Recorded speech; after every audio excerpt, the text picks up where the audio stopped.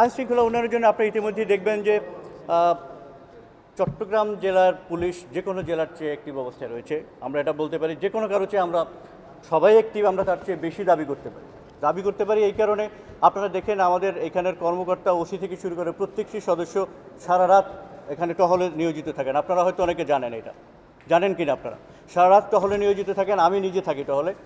আপনি জেনে খুশি হবেন বিগত 1 মাসে মহাসড়কে বিগত 2 মাসে কোনো ডাকাতি হয়নি। গত পরশু রাতে পটিয়ায় ডাকাতির প্রস্তুতিকালে 11 জনকে আমরা গ্রেফতার করতে সক্ষম হয়েছি এবং তাদের কাছ থেকে ডাকাতির সরঞ্জাম সহ উদ্ধার করতে সক্ষম হয়েছি।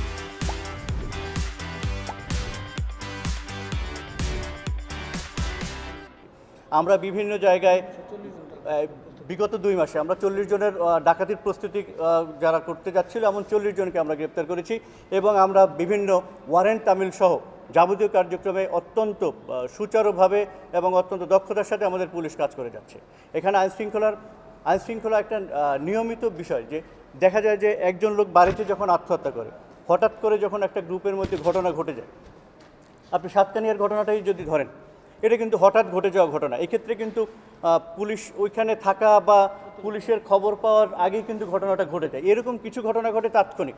এই ঘটনাগুলোতে নিয়ন্ত্রণ থাকে না। এই ঘটনাগুলোকে দৃষ্টান্তমূলক শাস্তির ব্যবস্থা করতে হয়। এই ঘটনাগুলো নিবারণের যে পদ্ধতি সেটা হচ্ছে দৃষ্টান্তমূলক শাস্তির ব্যবস্থা করা। আমরা এই ঘটনাটাকে সঠিক ঘটনা বের করে দৃষ্টান্তমূলক শাস্তির ব্যবস্থা করব। এইটা হচ্ছে আমাদের কার্যক্রম। প্রোঅ্যাক্টিভ যে পুলিশিং, যেটাকে বলা হয় যে কোনো ঘটনা ঘটার আগে করা, সেই ক্ষেত্রে আমরা টহল থেকে শুরু করে গোয়েন্দা তৎপরতা এবং সব কিছু নিয়মিত করে যাচ্ছি। এক্ষেত্রে মহাসড়ক, আপনি জানেন মহাসড়ক আমরা আমাদের পুলিশের সারা রাতভর পুলিশ কর্মকর্তারা মহাসড়কের অবস্থান করে এবং মহাসড়ক থেকে শুরু করে যত ধরনের অপরাধ এগুলো আমরা আপাতত দূর করতে সক্ষম হয়েছি।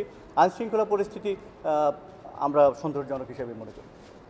জি, আমরা তালিকা অনুযায়ী কাজ করে যাচ্ছি। একই সাথে পুলিশে বিভিন্ন জায়গায় ক্যাম্প স্থাপনের প্রক্রিয়া চলছে। র্যাপিড অ্যাকশন ব্যাটালিয়ন তাদের ক্যাম্প স্থাপনের প্রক্রিয়া চলে যাচ্ছে। সেনাবাহিনীর সাথে কথা হচ্ছে। আমরা সমন্বিতভাবে প্রত্যেকটা জায়গায় আইনশৃঙ্খলা রক্ষার্থে যাবতীয় পদক্ষেপ গ্রহণ করছি ইনশাআল্লাহ।